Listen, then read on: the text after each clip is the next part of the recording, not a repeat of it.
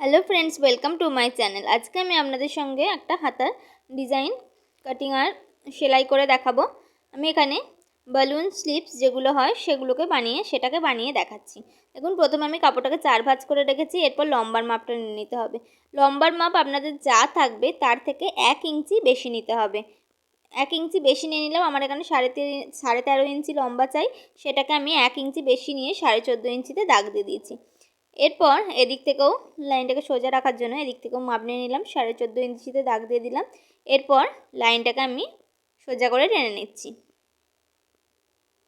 লাইনটাকে সোজা করে টেনে নিলাম। টেনে নেওয়ার পরে এরপর যে আমহোলের যে মাপটা সেটা নিয়ে নিতে হবে। আমার এখানে আমহোলের মাপ ছিল 8.5 ইঞ্চি। আমি এখানে 8.5 ইঞ্চিতে দাগ দিয়ে দিলাম। এরপর এই যে 8.5 ইঞ্চি দাগ দিলাম, সেখান থেকে এবার হাতাটাকে ডাউন করার জন্য আমি 3 ইঞ্চি নিচে একটা দাগ দেব। আমি এখানে 3 ইঞ্চি নিচে দাগ দিয়ে দিলাম। এরপর এটাকে হাতার শেপ দিয়ে দিতে হবে। তার আগে দেখে নিতে হবে এইভাবে কোনাকুনি করে 8.5 ইঞ্চি কোথায় হচ্ছে। আমি এখানে 8.5 ইঞ্চি আমার যেখানে হচ্ছে কোণ থেকে ধরে 8.5 ইঞ্চিতে দাগ দিলাম। এরপর এইভাবে কোনাকুনি করে একটা লাইন টেনে দিচ্ছি যেখান পর্যন্ত আমার 8.5 ইঞ্চি হয়েছে সেইখান পর্যন্ত। এরপর লাইনটা টেনে দেওয়ার পর যে মার্জিনের জন্য যে কাপড়টা নিতে হবে সেটা আমি এখানে 1.5 ইঞ্চি রাখছি। আপনারা চাইলে এখানে 2 ইঞ্চিও রাখতে পারেন। আমি এখানে 1.5 ইঞ্চি রেখে দিলাম। এরপর এটাকে হাতার শেপ দিয়ে দেব। যেরকম নর্মাল হাতা কাটিংয়ের সময় যেরকম শেপ দিতে হয় সেইভাবেই এই হাতাটাকেও শেপ দিয়ে নিতে হবে। এভাবে শেপ দিয়ে দিলাম। এরপর মুহুরির যে ফিটিংসের মাপটা নেই সেটা এখানে নেওয়ার দরকার নেই। এই যে দাগটা দিয়েছি এই দাগটাকে এবার সোজা করে টেনে নেব। এখানে মুহুরির ফিটিংসের মাপ নেওয়ার দরকার পড়ে না। এভাবে সোজা করে দাগটা টেনে নেওয়ার পর যেরকম শেপ দিয়েছি সেই মতো এটাকে আমি কাটিং করে নিচ্ছি। এবার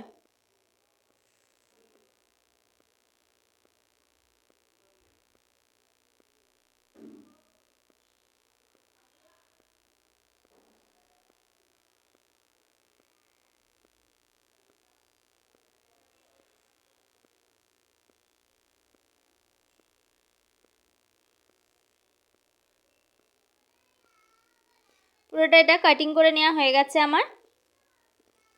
এরপর এটাকে খুলে নিতে হবে।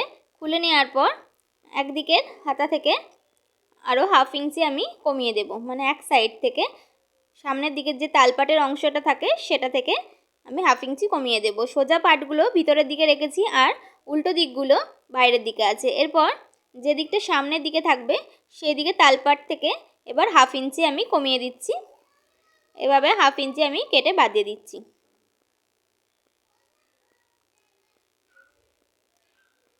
কেটে নেওয়া হয়ে গেছে আমার, কিন্তু এখানে হাতার কাটিং করা হয়ে গেছে। এটা বোঝার জন্য, সামনের দিকের হাতাটা বোঝার জন্য এখানে আমি একটা ছোট করে কেটে দিলাম।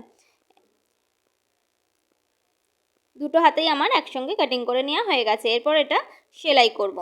দেখুন, নিচের দিকে যেদিকে যে মুহুরিটা থাকে সেদিকে আমি কোনো মাপ নিইনি। এরপর প্রথমে এটাকে কাপড়টাকে খুলে নিয়ে এক সাইড থেকে মুহুরির দিকে আমি 2 ইঞ্চিতে একটা দাগ দিয়ে দিলাম।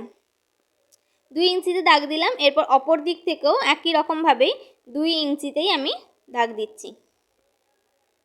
এই যে 2 ইঞ্চি করে দাগ দিলাম, এইখানগুলোতে আমি কিচ্ছু করব না।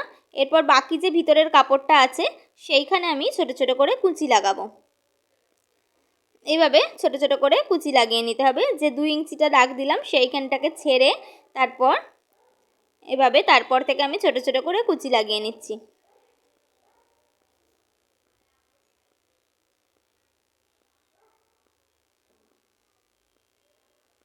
ভিডিওটা আপনারা শেষ পর্যন্ত দেখুন। যদি ভালো লাগে তাহলে অবশ্যই একটা লাইক করে দেবেন।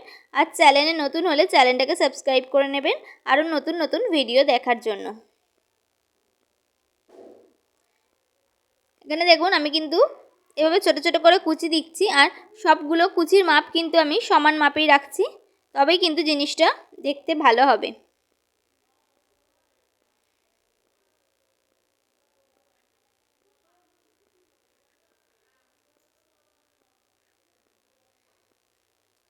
যেখানে দাগ দিয়েছিলাম সেইখান পর্যন্তই আমি কুচিটা লাগাবো। এই দাগ পর্যন্তই আমি কুচিটা লাগালাম, বাকিটাতে আর কুচি লাগাবো না। এভাবে মুহুরির দিকে পুরোটাতে আমার কুচি লাগানো হয়ে গেছে। এরপর ফিতে দিয়ে মেপে নিতে হবে। আপনাদের মুহুরির যা ফিটিংসের মাপ থাকবে তার থেকে 1 ইঞ্চি বেশি আছে কিনা দেখে নিতে হবে। আমার এখানে মুহুরির ফিটিংসের মাপ থাকবে 10 ইঞ্চি। আমি এখানে দেখে নেব 11 ইঞ্চি আছে কিনা। যদি আমার কাপড় কম পড়ে, দেখুন আমার কিন্তু 11 ইঞ্চি হয়েছে। আমার যদি এখানে কাপড় কম পড়তো আমি তাহলে 2টো কুচি খুলে নিতাম, আর যদি কাপড় বেশি থাকতো আরও 2টো কুচি দিয়ে দিতাম। এরপর আমি আর একটা কাপড় কেটে নিয়েছি 2 ইঞ্চি চওড়া। এটা আমি প্যান্টের কাপড় থেকে কেটে নিয়েছি। 2 ইঞ্চি চওড়া কাপড়টাকে কেটে নিয়েছি। এরপর হাতার কাপড়টা আমি এখানে উল্টো রেখেছি। তার ওপরে আমি এই যে পট্টির কাপড়টা নিয়েছি 2 ইঞ্চি চওড়া, সেটাকে আমি রেখেছি। দুটো কাপড়কেই কিন্তু আমি এখানে উল্টো রেখেছি। এরপর দুটোকে এইভাবে সমান সমান করে রাখার পরে 1/2 ইঞ্চি করে মার্জিন রেখে আমি এটাতে সেলাই করব। 1/2 ইঞ্চি করেই মার্জিন রাখবো, এর থেকে বেশি নেব না কিন্তু, কারণ কাটিংয়ের সময় কিন্তু আমি শুধুমাত্র 1 ইঞ্চি কাপড়ই বেশি নিয়েছিলাম। উপরের জন্য 1/2 ইঞ্চি মার্জিনের সেলাই চলে যাবে, আর নিচের দিকের জন্য আরও 1/2 ইঞ্চি মার্জিনের সেলাই চলে যাবে।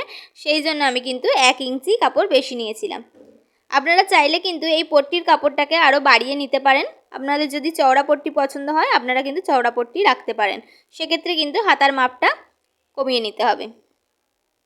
এবার পট্টিটা লাগিয়ে নেওয়ার পরে এইভাবে পট্টির কাপড়টাকে উল্টে দিয়ে এর ওপর দিয়ে একটা সেলাই লাগিয়ে দেব, চাপ সেলাই, যাতে পট্টিটা খুব ভালোভাবে সামনের দিকে ঘুরে যায়।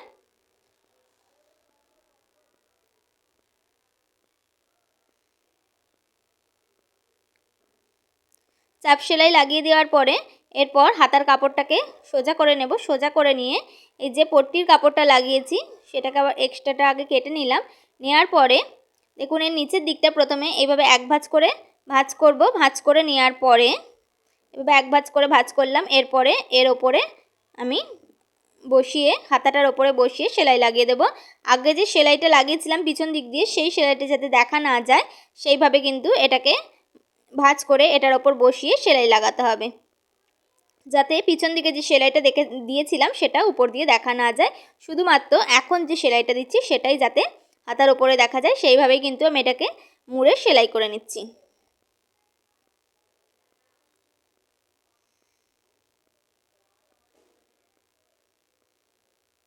সেলাই করে নেওয়া হয়ে গেছে পুরোটাতে। এইভাবে কিন্তু আমার হাতাটা কিন্তু একদমই রেডি হয়ে গেল।